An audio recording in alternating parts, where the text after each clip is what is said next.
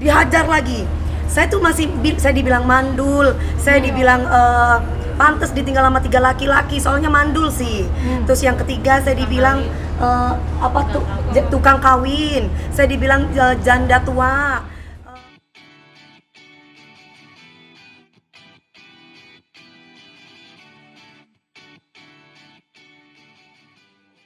Ya. Ini kan lagi rame kemarin Mami itu. Ini aku nggak enak gini nanti dikira pansos nih. Soalnya ada laler bilang katanya saya memang sengaja biar teman-teman begini nih. Ya. Gimana Kalian tahu kan kalau saya ada teman-teman saya selalu maaf ya saya langsung buru-buru. Bener gak sih? Gimana Mam kemarin dihajar di Jadi gini loh ceritanya.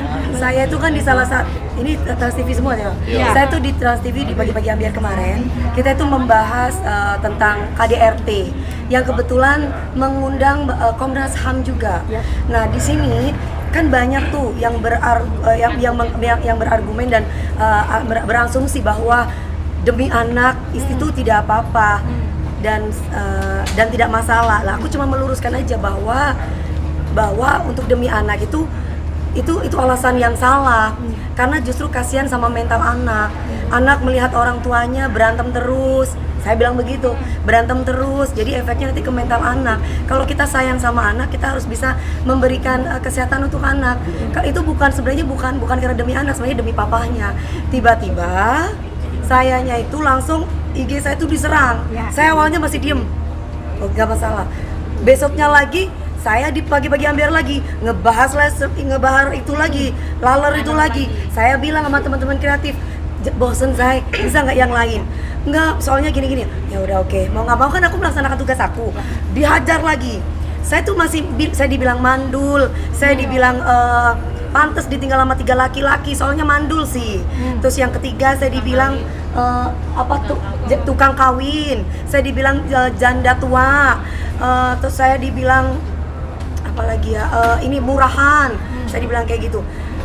Akhirnya saya manusia biasa ya, apalagi saya ngeliat di akun-akun gosip itu beberapa gitu yang tidak bertanggung jawab itu memotong saya, di TikTok juga memotong saya seolah-olah tuh saya itu membicarakan mereka gitu. Akhirnya saya live, saya menjelaskan bahwa saya itu tidak tidak setuju dengan mereka bersatu.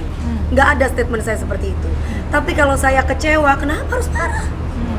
Saya punya hak untuk kecewa loh. Misalkan saya ditanya teman-teman, kebetulan saya lagi live, ada teman-teman wartawan senior yang tanya sama saya tuh kan kalau misalkan teman-teman, kalau orang lain saya nggak mau jawab karena dia sama saya, Babe itu sama aku baik. Aku bilang, jawab dong Neng, jawab Neng gitu. Nah saya jawab, saya bilang gini, ya saya itu merasa kecewa, wajar kalau saya tuh kecewa karena kan memang orang yang nggak kenal dengan Lesti aja kecewa, apalagi saya bilang kayak gitu. Tapi saya mendoakan baik, mudah-mudahan mereka bahagia dan Bilar tidak mengulangi lagi. Sudah hanya itu.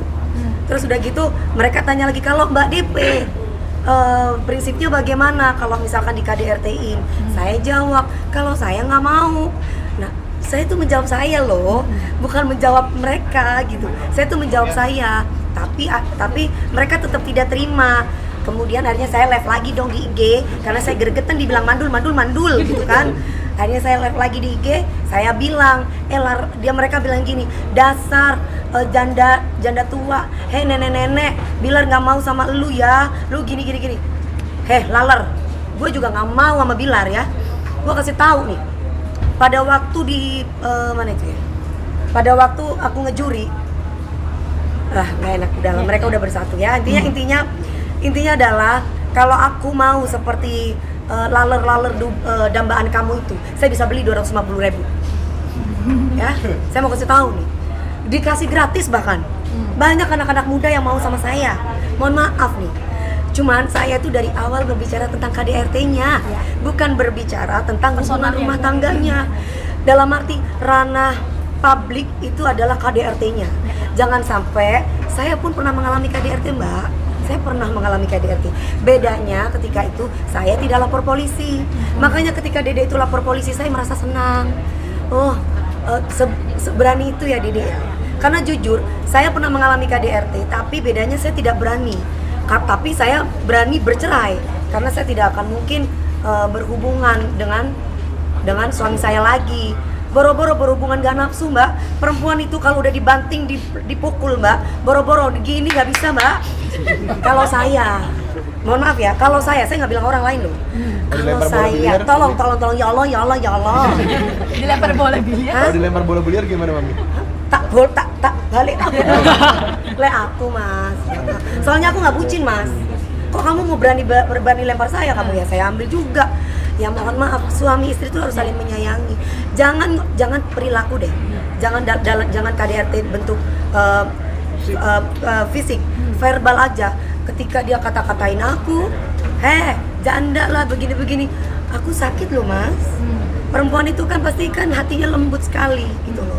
Jadi karena aku dididik oleh orang tua yang tidak pernah mengeluarkan kata-kata kasar, tidak pernah berperilaku kasar terhadap ibu aku, sehingga aku merasa miris kalau ada laki-laki yang sampai ucapannya kasar sama perempuan, berperilaku kasar juga sama perempuan gitu. Jadi tolong digarisbawahi buat para laler-laler, saya tuh berbicara mengenai ranah publik, yaitu KDRT. Kalau masalah ranah privasi itu rumah tangga, saya nggak bicara tentang rumah tangga lalermu, itu enggak. Bakal laporin nggak, Mam? Artinya Saya sudah simpan beberapa akun-akun, Mbak.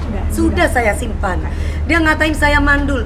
Harus ada bukti otentik dari kedokteran mengatakan bahwa saya mandul. Itu satu. Saya pernah keguguran loh sama suami pertama. Tapi saya tidak bisa menceritakan hal itu.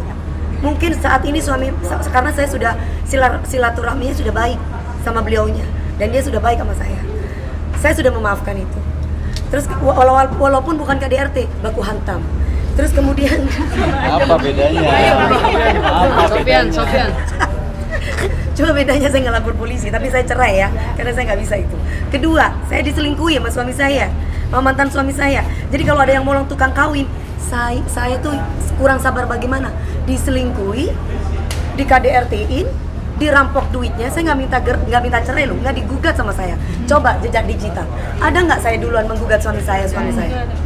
Katanya kan perempuan sabar nggak boleh menggugat dulu.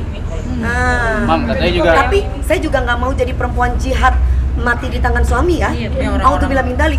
Saya dibilang begini, DP, ya saya kasih tahu kamu ya, DP katanya.